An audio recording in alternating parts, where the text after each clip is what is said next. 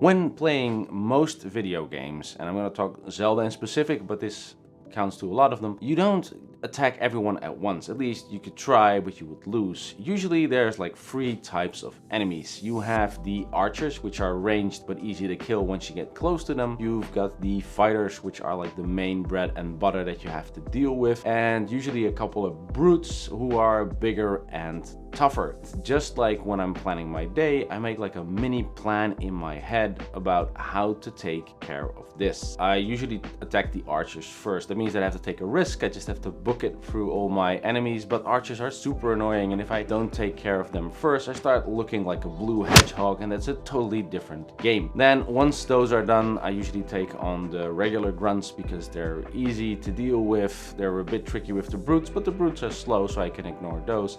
And then finally, once those are cleared, I take on the big tasks. And in this video, I'm going to talk about how I use a similar mindset when I'm trying to plan my daily tasks. Now, the first type I want to talk about is the ranger type tasks, and these are small tasks that usually get in the way if you don't take care of them first. I use things like skimming my email in the morning, doing small prep stuff like cleaning my desk so I can find the stuff that I need. It's the little things that if you skip them, you'll constantly be backtracking and pedaling around throughout the day. So this is the exact opposite of the eat the frog method, which I personally don't like. I think time blocking is a much better way to approach the large task that you need time to think about, and it assumes that you have everything planned the day ahead, which is something that I totally can't. So why do I say clean your desk? It's mostly an example task of small things that you can do to prep. Other things are that I put like a bottle of water in front of me when I do a recording, because if I don't have that, I kind of lose out. So those small things matter throughout your day. Taking a little bit of time to prep, doing the small tasks, make your day easier. Now, I'm sure you can imagine a couple of tasks that will block you throughout the day, so make sure you do those. Unless there are so many of them that they take up your whole day, you shouldn't really be needing more than an hour for this. So second is the regular fighter, and what I mean with that is it's like a basic task that takes max 25 minutes. It's usually the result of me breaking down projects into smaller steps. For example, me recording this video is one of those tasks. It takes roughly 25 minutes, and I get another task after this, which means loading it into DaVinci, cutting it up. So I chop things down. And to realize that a day isn't that long. 25 minutes doesn't sound like much, but that's only 2 in an hour. And on an average day, you're really doing well if you get like 4 or 8 with all the interruptions, meetings, things that you need to do in between. It all adds up. So this is the place where you do your prioritization and saying like, this is what I take on today. And make sure that you don't add too many basic tasks, because you'll need time for the brutes. So the big dudes are hard to tackle because you don't really know how to do it, and you can't summarize it into like a 25-minute task. And there's 2 ways that you can go around beating these guys. And if you have a task like that, you can either do time blocking, so you block 2 to 4 hours and say like, nobody contact me, I'm just working on this one task. And that works very well if it's something that just requires a lot of work and thinking. For me, video editing is one of those things. I just need to sit down, I need to do the editing, and I can't really break it up because it's something that organically grows while I do it. The other method is break it down into smaller tasks, and these work pretty well for most projects because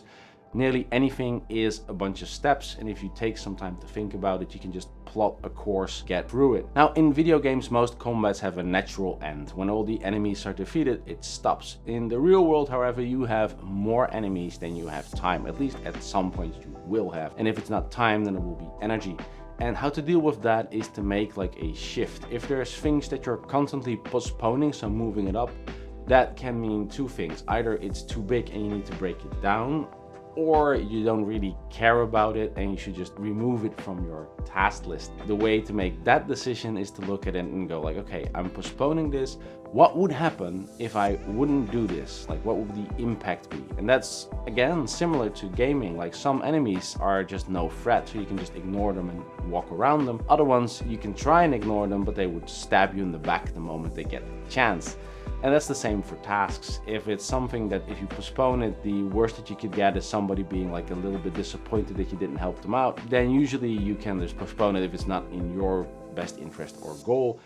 But if it's something that would get you into like a lot of hot water or even worse, fired, then I'm pretty sure you need to move it up to the list and just figure out a way to do it. Like combat in video games, it's not just about time, it's also about energy. You usually have like a health bar or a stamina bar, and when doing tasks in the real world, you have a mental energy bar. But what it means is that at some point your brain is overloaded. Now, when you look at some of those productivity YouTubers and see them getting up at 5, cranking out an 18-hour day, and still having time to play with the family and the kids and have a minimalistic lifestyle with perfect hair, that's not us. Like, at least that's not most people, and even for those people, you just don't see it because they just record the good bits. Keep that in mind when planning your day. You have a set of energy, and you know that your energy is running low because at some point you start looking out the window, going for extra coffee breaks, anything just to avoid work.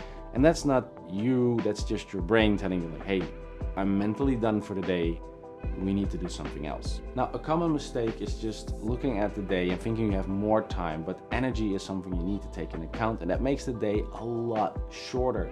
The research says that around 6 hours of thinking work means that your brain is like at its capacity and it needs time to recover. So that doesn't leave a lot of time, and if you're doing any high thinking jobs like programming, writing, anything that really gets into your head, it's even less, it's like 3 or 4 hours. So plan accordingly. And a couple of tips, and then the first tip is don't compare yourself to the greats of this earth. If you've played any game, then you know that the top 10 people in there have a score that you just can't fathom ever reaching. Focus on your own high score, be a bit better than you were yesterday and build up. Small steps will get you further along the way. The second tip, and this one comes straight from David Allen, is to write things down so that they are actionable, because if you get actionable items, you can just crank widgets. You just can go through the list throughout the day. So instead of saying like topic X, write something down like write email to Y about X.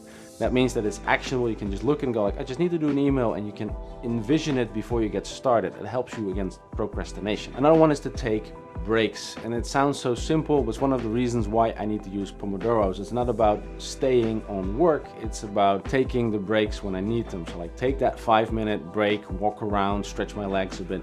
Breaks are just as important as work. It's the recovery that you need. And build in your own rewards. So did some work, get a coffee. If I'm doing something big, I usually have like some gaming straight after it to pull myself forward and to make sure that I get it done. Be sure to check out the rest of the Legend of You playlist over here. And remember, you're awesome. Keep it up.